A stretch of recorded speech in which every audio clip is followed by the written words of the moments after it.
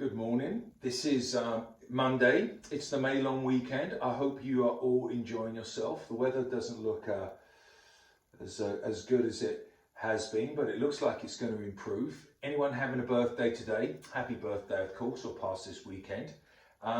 So this week, what we're going to do? I thought I've got to make. We've got a birthday party to go to, and my wife asked me if I would make something, a little bit of a treat. So I thought, well, sure, why not? So what we're going to do is we're going to make some cannelloni oven ready, really simple. Okay, and I'm going to show you how to make a bechamel sauce, which is a white cheesy sauce you can put over the top. It could be cannelloni, it could be lasagna. Now, if we were in the grade 9s right now, if we were in school, we would be doing this in our I have small aluminum square trays that we use. So that would be great. And we would use that. It's really a simple recipe. All we have is, I have an onion, I've got some carrot, I've got some garlic, I've got some nice ground beef, and got some basil, got some oregano. And what I'm going to do is I'm going to finely chop this, finely chop the onion, finely chop the garlic, and we're going to grate the carrot. So it's all very fine. We don't have big hunks of things. So I'm going to prep all this, and then we'll get cooking. Peel the onion. Let's remember this, okay? So what I did was, the bottom part of the onion, that's where it kind of grows upwards. That's what you want to cut that way through it. You don't want to cut the onion this way when you want to fine dice. Okay, so what I'm going to do now, I want to keep this thing together as best as you can so we can fine dice this. Okay, remember, I'm going to do this one as well here like this. Notice I'm holding the knife, kids. 3 fingers and pinch, use the claw. Oh look, Oliver's here. Hello, Ollie. Right, now, so what I'm going to do, he always shows up when we're cooking, always. He's a typical Geg. So, now what I'm doing in here, I'm just cutting into little, but I'm not cutting all the way through. See that? I'm not cutting all the way through, so it still stays together. 3 fingers and pinch, and then I'm just going to go across the grain now. See? And then that's how I can get really nice, fine, because it's quite important for this recipe. We don't want to have, I can leave that out. What I don't want to have is I don't want to have big hunks of onion in this recipe, because I want it to cook really down, and it's quite fine flavorful meat that will stuff in the cannelloni. Getting emotional now. Okay, so I think I have enough onion here. Okay, see how that's nicely minced? Perfect. So that's my onion. Okay, now put that away. Now I have my garlic. Now what do I do with it? Oh, here we are. So here's my garlic in here. And what I'm going to do, let me get this over here. Right, now with your garlic, really simple. Oh, we broke some up. So just take the back of your knife, give it a little smash. I'll do them all. Always like to have a little bowl, don't you? So you have a little bowl. We have them at school as well, don't we? Those we get one of these bowls, or we have those square ones. Remember that? And we get these out, and we always try and keep our area nice and tidy and organised, don't we? It's part of our me's. Do you remember that? Jeez. It's been a while since we've been together, kids. Soon, I hope, soon. So, anyway. So I have this here like this. I'm just picking away my garlic. All right, and while I'm doing this, what I thought I would do is let's talk about what we're going to do. I'm going to do next week, I'm going to do Cornish pasties. And it's going to be a pastry dish, and I thought I could do that because it's kind of a cool thing. It's a dish you can make, and you can make a batch of them, and they're really good for on-the-go food. You know, Cornish pasties are great. You can just grab them. You can have them for lunch with a salad, or you can just grab and go, which is really what you want, particularly right now, because the weather's good. So you can you know, if you're on a bike ride, you know, you can go with a bike ride with your friends, socially distanced, right? And you can pack yourself a bite to eat, and you could go for a nice bike ride. Make sure your parents know where you're going, right? And you could do that. Also, while we're having this conversation, let's be mindful of the rivers, ladies and gentlemen. The Sheep River is in spate, or we should say runoff, and it will probably get larger and hopefully not too large and wilder. So you need to be aware of that. June 15th, the fishing season starts on the sheep, yay. And yeah, so let's make sure that you're staying away from the rivers, especially this time of year.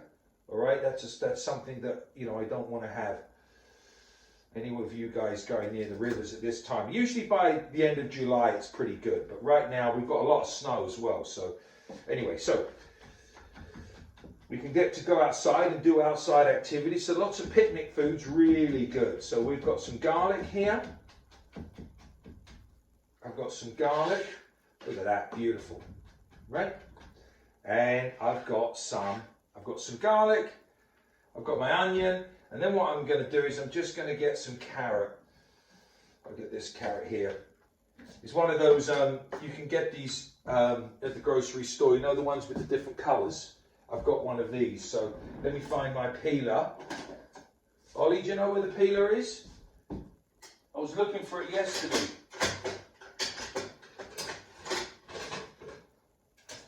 My goodness, where did that peeler go? Who touched my peeler? You, chef. You probably lost it. I'll be back. Peeler. It was me. Put it in the dishwasher. So, peel the carrot. And the reason why I peel it and grate it is because carrot is a sweet it's a sweet vegetable. It has a high sugar content. So, with the tomato sauce, tomato sauce is quite acidic. It's got the acidity to it, and it responds quite well to having something with some sweetness in there. I forget the name. I forget what movie it was, but they were making. It was an Italian movie. They were making spaghetti sauce, and he actually added a little bit of sugar. But I thought, well, instead of adding sugar, we'll add some grated carrot. Now I'm going to grate this on the smallest one because I want this minced.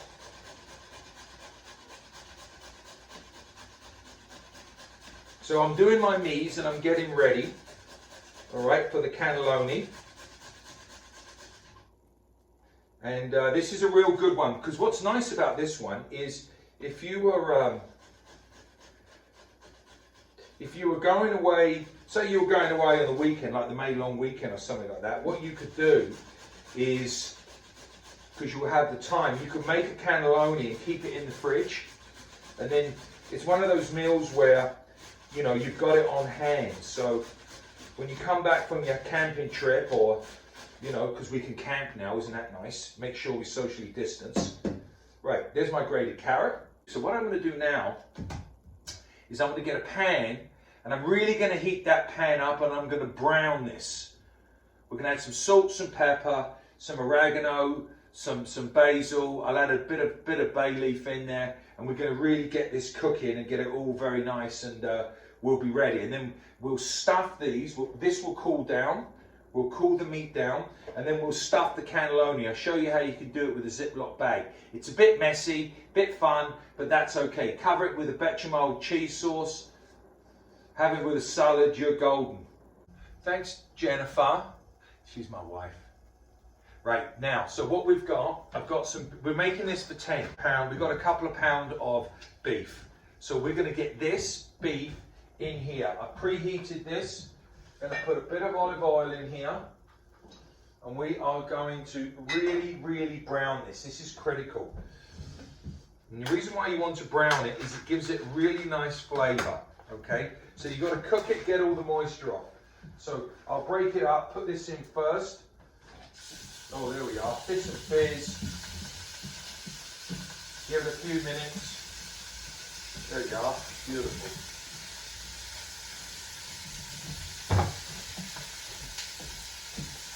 And we'll do this one as well.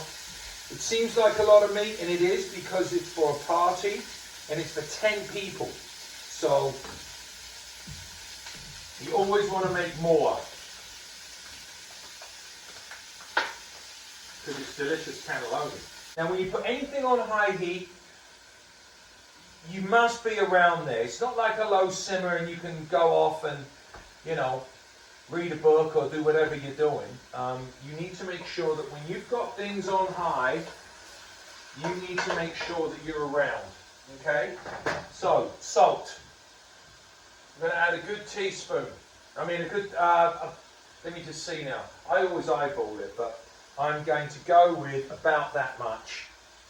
Right in there. Beautiful. Give that a good going over. So we're sort of like going to build layers of flavour. So salt, pepper, herbs, let it cook down, get it nice and brown with the herbs, and then we'll add finish up with the vegetables, let it cook down, add the tomatoes, and then you can add a bay leaf and let it cook down. So here we are. What have we got here? Oregano, but there's quite a lot of meat here, so there you go. Good dash of that. You can just, I suggest you put basil in there too, but I quite like the flavour of oregano. And I'm just going to put some in here like this. See, a good handful. Now remember folks, when we were at school, one of the things we used to have a taste off, eh? Do you remember that? If you had me in class, we'd make spaghetti and then we'd all go around and sample each other's spaghetti. It's a frequent thing is where, you know, that's where the cook comes in of how you add in your spice. So you need to taste as you go along. So I'm not going to taste that because it's raw, but that's what you need to be mindful of. So you're going to add it, be mindful of what you've added, and then as you progress through, then you'll know and you'll have an idea of what you like. I've got some bay leaves here. My mum sends these to me. She has a bay tree on her balcony in Victoria. Anyway, you have to dry them, but they're delicious. You can crush them up, but you can. I'm just going to add 3. Just pop them in there. And then we discard them when they're done. You can see how this is hissing and fizzing now. Okay? But I've got a gas stove on max, so it cooks pretty quick here. But if you have an electric one, you know, just make sure again we're right over it and you're hovering over it. You don't want to burn it, but we do want it nice and toasted. Okay, so there we are. That's getting nice and toasty. Okay, and as you see, when I'm turning it around, now I'm stirring, holding the camera. You wouldn't stir like this. You'd be holding the handle. Always hold the handle. See how it's getting toasty on the bottom there? That's what we're looking for. It's toasty. I've turned the heat down to medium, but this is an important part because what it does is it deglazes the pan. It gives it delicious flavour. Okay, and that will make the meat sauce yummy. All right, so I'm going to turn that down and we're going to add the other ingredients. Some beef bouillon here. I'm going to add just a little bit of beef bouillon, give it a nice rich flavour. I'm not going to add much. Turn my kettle on. What I'm going to do is I'm going to add these vegetables. Just going to pour them right in here like this. So I've got the onions. Got some garlic. So it's all a timing thing, students. It's really a timing thing. That, you know, get that meat nice and toasty. And then turn the heat down, and then we can mix again, you see. Right here like this. Probably better if I mix from this side, because my back's not to you. So, it's my film directory. So here we are. Now I've turned the heat down because I don't want these to burn. You don't want garlic and onions to burn. Caramelized onions take 45 minutes on a medium-low heat, and that's it. You can't speed the process up. We're not going to caramelize these, but the point being is onions, garlic, carrots, slow. Get the sugars coming out slowly, not quickly, otherwise they burn, give you a bitter taste. So, there we are there. Going to give this a little mixy now, you see that? Oh, it's starting to smell really good now. Delicious. Right, so I'm just slowly, what are we on here? We are on medium-low heat. So I have, I've got some strained crushed tomatoes. They cook the passata, they call that, I believe, in Italian. Mr. Paccioni will vouch for me. So we've got that to go. And I have some tomato paste. And I like to cook the tomato paste first and just kind of get a little bit of flavour out of it and just cook it for a few minutes, not long. Just kind of work it through there, and then it needs to loosen up a little bit and work through the sauce. So that's kind of a little technique I've kind of adopted, and everyone has their own way of making, you know, I'm sure you've got a grandma or mum or aunt or someone has their own special way of doing things. So, you know, that's always what's fun about cooking, is you can put your own spin on things of what you like. So, you know, I do both ends so I can just squeeze it all out. So I'm just going to put, now I've got beef stock here. How much have I got in here? Is this beef? I can't read. Oh, there it is. Can't surmise. Well, I've only got a little bit left, so I just use the jar, finish her up. I don't even need my jug. So that's kind of nice, less washing up. I'm actually excited for next week's Cornish pasties. You'll like those. You'll really like them. We'll make a batch of them. Anyway, so this water should be boiled pretty quick here. I'm going to turn this up just a bit. Right, now boiling water, always dangerous. Always dangerous. I'm just going to put a little bit in here like this. I don't need much. I remember doing this at school. Poured boiling water in there. I did it last semester. Like, talk about dum, dum, dum, dum. I went like this and I turned it, I didn't screw it tight enough and I shook it. And I had hot water all over my hand, scalded my hand. Like, talk about dumb. So, don't shake it. What I'm going to do now is I'm just going to push down and I'm going to put all the tomato puree in. Just going to get that all in there. Nice, look at that, perfect. Just get that all in there.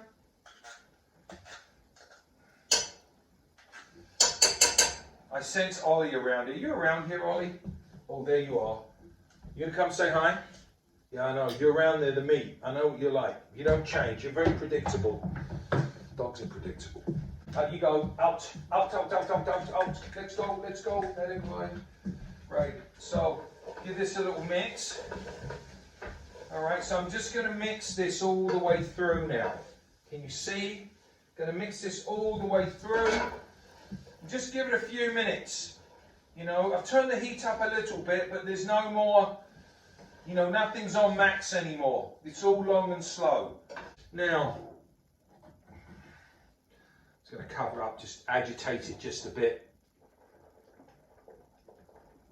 This will work well. I've said this before in one of my videos, this bouillon, you can keep it in the fridge. What I love about it is it's always on hand. Even though I've got to go buy some more beef now, but there we go. Now you can hear that hiss and fizz a little bit. So what's happening is all those nice toasty bits on the bottom, they're now going to be lifted up. They call it deglazing. It's how you make gravy, but it also will give the sauce a nice rich depth of flavour. Okay, so this is now all clear off the bottom. You see, I don't have any. There's no more toasty bits. I've got rid of them all, and that sauce is all evaporated. So now you've just got this flavourful toasted ground beef with garlic, onions and carrots. So now what I'm going to do, I'm going to add the next part. I've got the passata, okay, and I'm just going to pop the whole thing in.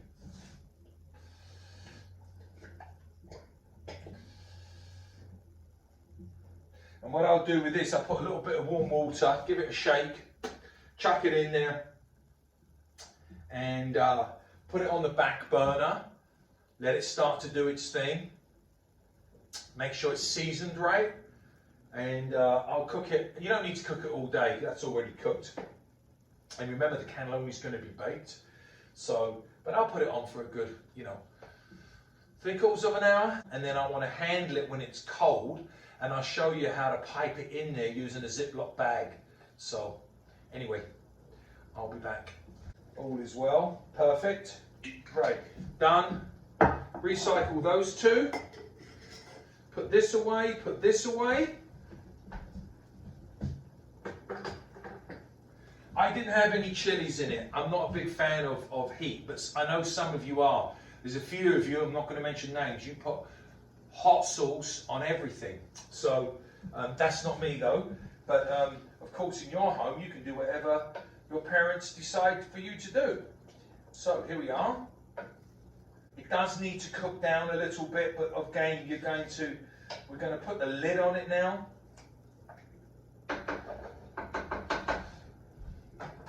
And as they say, I'll put it on the back burner.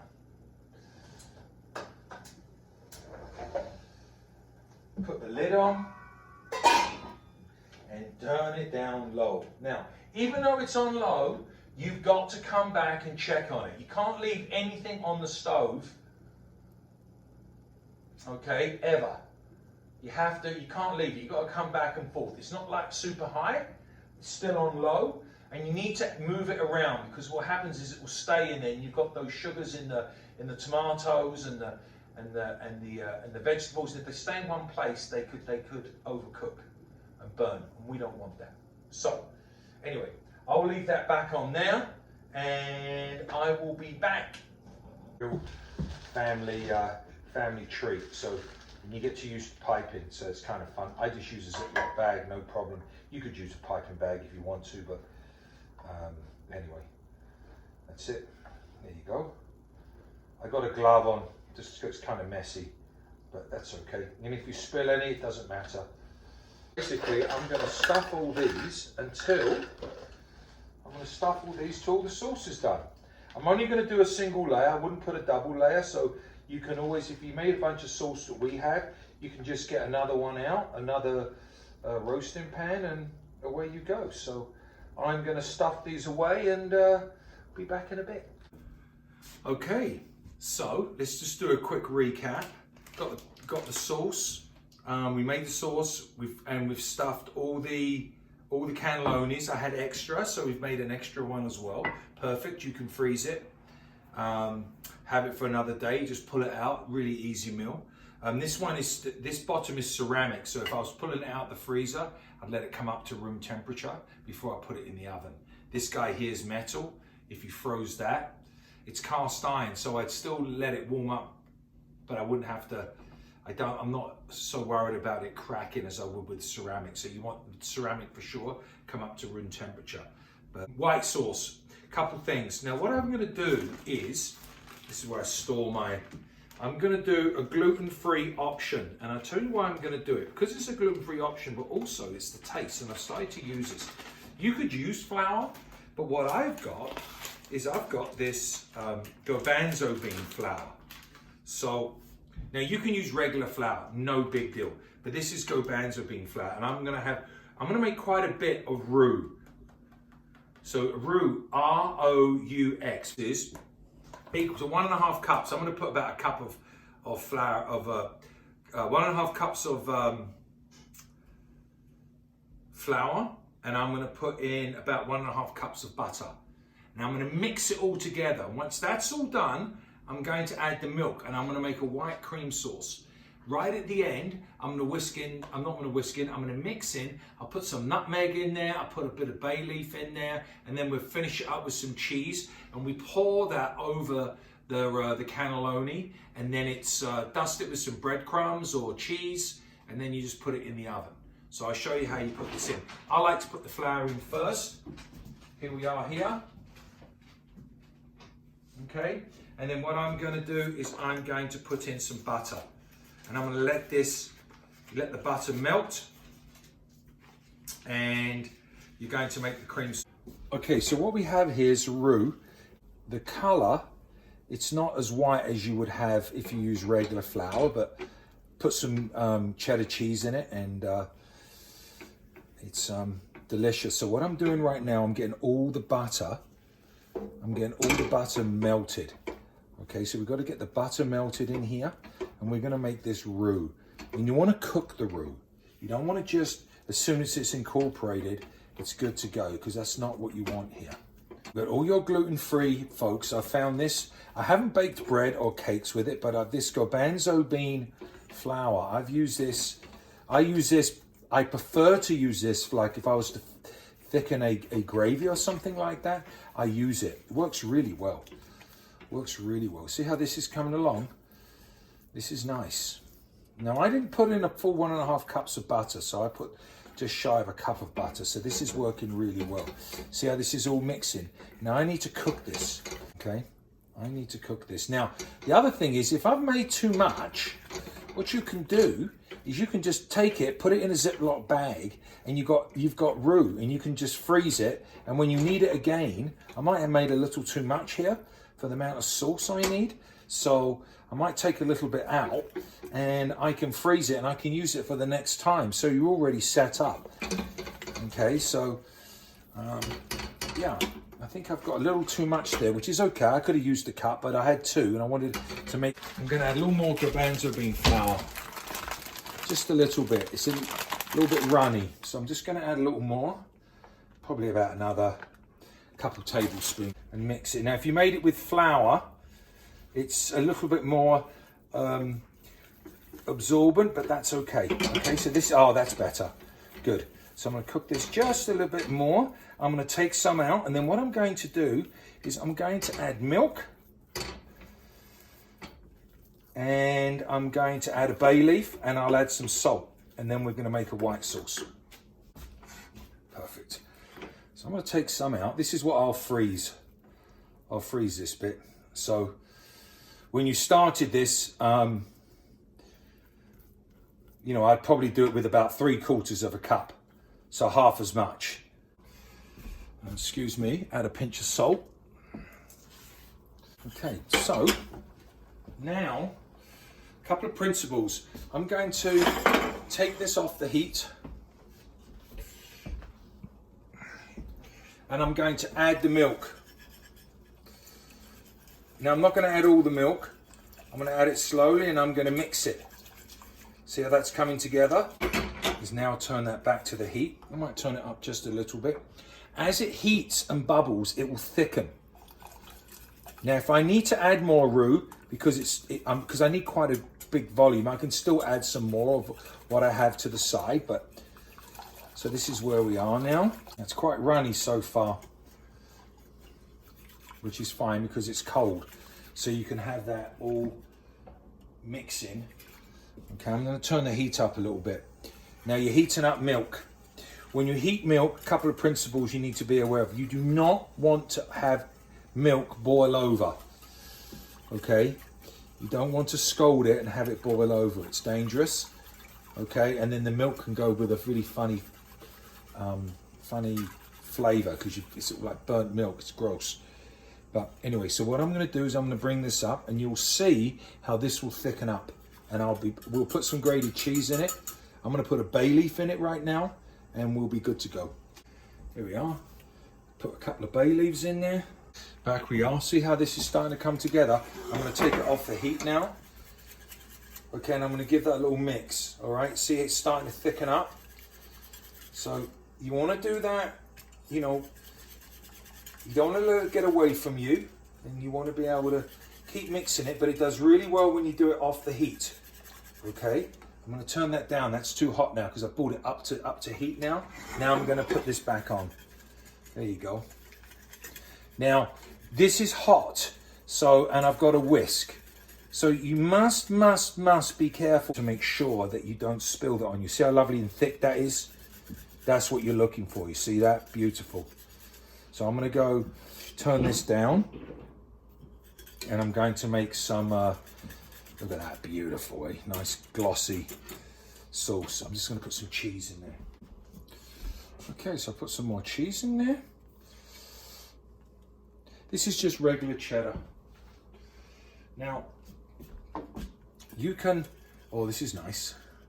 You can add What's a really lovely cheese to use is Gruyere, which is like it's a French Swiss cheese. You can use Swiss cheese. Edam works really well. Cheddar works well. Oh, this will be nice. See how thick it is? I might want to add just a tad more milk. See, it's coming up nice, you see. There you go, put some cheese in there. Perfect. I think I'm gonna add a little more milk and we are done. So I'm gonna add a bit more milk. Stretch it a little bit.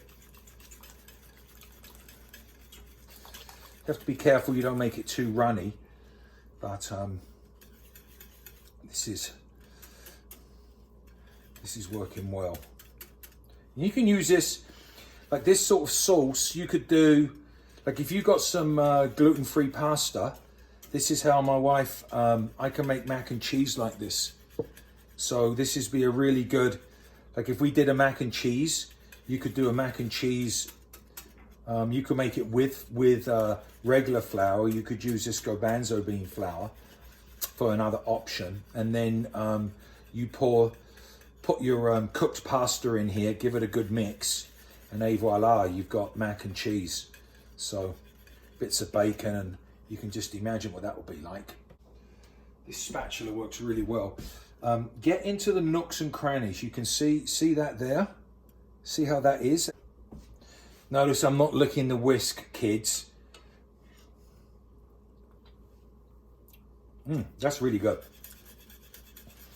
That's really good. I think it does need a bit more salt. Right, now I'm going to give you the finishing touches for that. And that will be nutmeg. If you when you're ever in the store, buy nutmeg like this. It's better. Lasts for a while, and every time you give it a little, just give it a little, give it a grate, it will, it's always nice and fresh, fragrant. Nutmeg goes great with any cream. Delicious. Careful not to overdo it, of course. Or better still, what I've done is drop the whole nutmeg in the sauce with those big fat digits of mine. Even though I'm at home, I'm still cleaning the spoon. I'm not putting this back in my mouth. It's gross. Oh man, oh man. That little hint of nutmeg. Beautiful. Right, so that is ready to be poured over our cannelloni. Look, there's Oliver. Always coming around when the food is around. You gonna come say hello to everybody, Oliver? Hey, no, not even interested. He only comes around when the food's around. Okay, so here we are. I like this saucepan because my parents bought me this saucepan when I was in my 20s. It's got a spout on it. I really like it for this. So there we are, look. So I'm not just dumping it right on there because I'm trying to stretch it and get it over both. Whoops, I'll take that out. That's a, that's a bay leaf. Don't want that in there. Look at that. Yummy, yum, yum, yum, yum. Just gonna go and finish off the other one. So I'm gonna wipe this, I'm just gonna wipe this down here. You can put cheese on it, but I like to do it. I like to actually sprinkle some breadcrumbs on it. They get nice and crispy. If you've got panko crumbs, they're even better. I don't have any, and I'm not going to the store to get any. But there we are. Now you could grate some cheese on there as well.